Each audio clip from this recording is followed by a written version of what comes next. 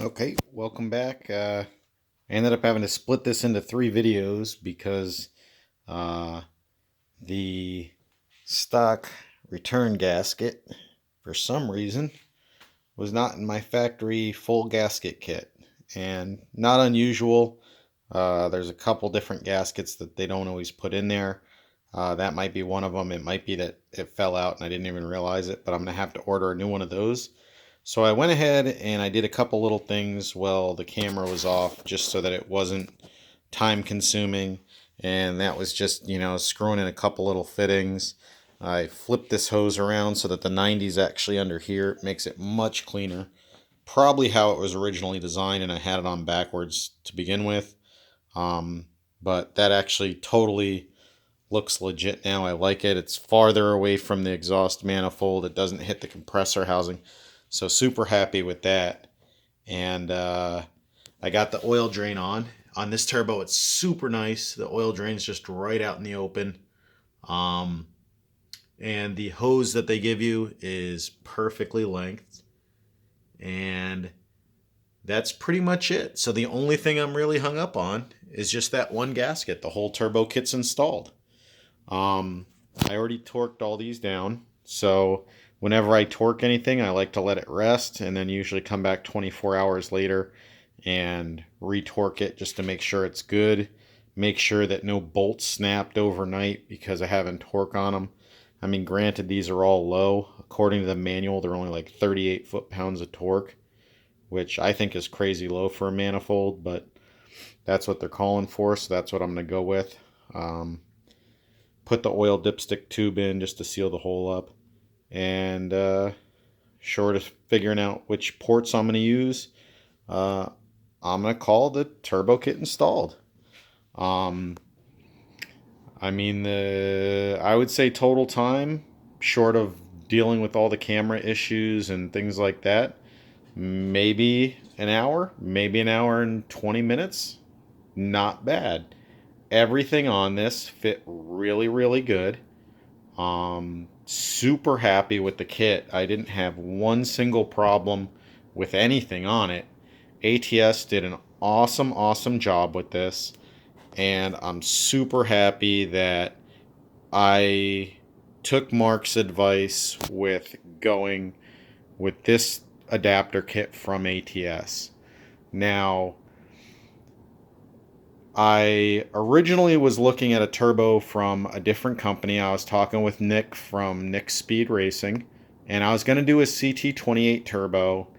I felt like that turbo was in line with what I wanted to do. I really wasn't looking to spend $1,000 on a manifold.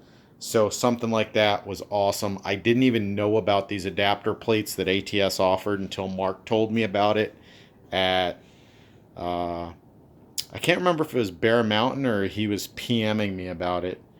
But the big issue that really, well, it isn't even an issue. The big reason that I went this way is I felt like the CT28 that Nick was offering was right under the performance level I was looking for, top end wise, for the turbo.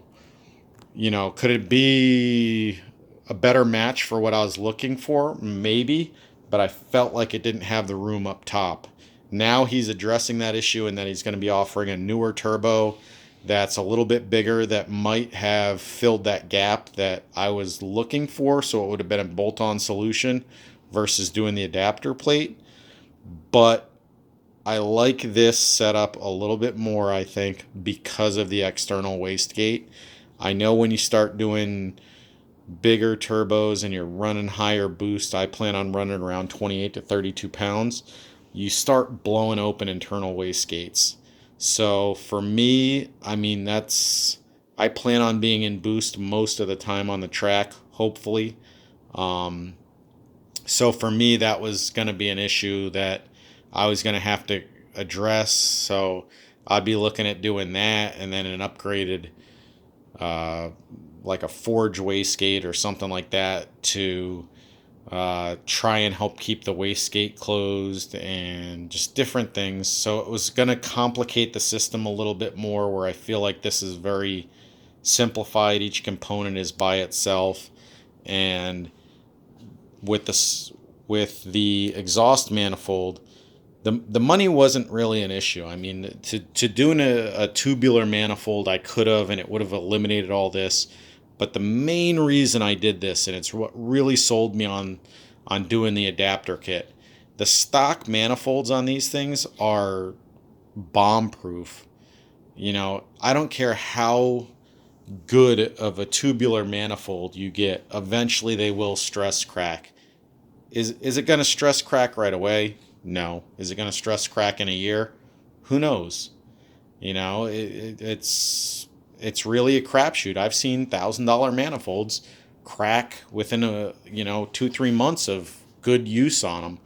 You know, if you baby your car and drive it at 18 pounds, are you going to crack the manifold? Probably not, because you're probably not raping on the car all the time. But I plan on pushing this pretty hard. That's why I was looking to do as simple and as easy of an install as possible. And I can't stress enough that this was a pretty damn easy install. I think I probably added an extra 20 minutes to the install by doing the safety hardware down here just to make sure that the turbo was staying tight. Oh, and one other thing I did is I did double nut those. You can still see the safety nut on the bottom. I might try and shave down the C-clips a little bit so they'll fit, and if I do, I'm going to end up using them. But yeah, so I would call that mission complete. I still have a tiny bit of, I would call, housekeeping to do. I just have to tighten these up once it's in the car. I have to tighten this V-band up once it's in the car. You can see it's still loose. And now that I have the dump tube, I mean, you can see I can get, let me see here.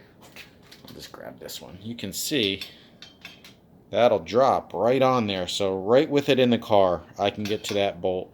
So I can drop the exhaust off in 2 seconds. So, and that's why I was thinking about V-banding the bottom also, chopping that off and V-banding it, simply for the fact that then I can just remove that whole piece, not even touch the mid pipe, and if I need to yoke this and take the turbo off, you know, I don't even have to unbolt anything other than 2 bolts for both of them. Plus less chance of a leak, you know, you don't have to deal with gaskets, anything like that. So super happy. So 1 gasket down there, tighten, done. Good job, ATS. This was an awesome turbo kit. Thank you for putting up with all my questions for it. I'm super happy with it, and I can't wait to get this thing in the car and get it boosted. Now the next video I'm going to be shooting is going to be that little guy down there. I have it buried underneath everything, but the ATS straight runner intake. I'm going to come around to this side and just show you what's going on over here, and it's a lot of nothing. So the next video is going to be the intake, fuel rail. I'm going to do the Hux Racing alternator bracket install at the same time and get this all mocked up, and then I'm going to take the intake manifold off because that has to be installed in the car so I can cut the hole in the firewall for it to go through. But thanks for joining me today. Sorry I had to split this into 3 videos. Hopefully next time the camera issues aren't there. But I'm excited. When stuff goes on easy like this, this is the car trap right here, because now it's like, well, dang, this went on quick. Should I start the manifold now, or should I save it for tomorrow? I don't know. Thanks for joining me for this. I hope you guys had as interesting of a time as I did doing this. And if you have any questions, comments, feedback, even if it's just to make fun of me or, you know, call me an idiot for buying this or whatever, drop me a message. Let me know.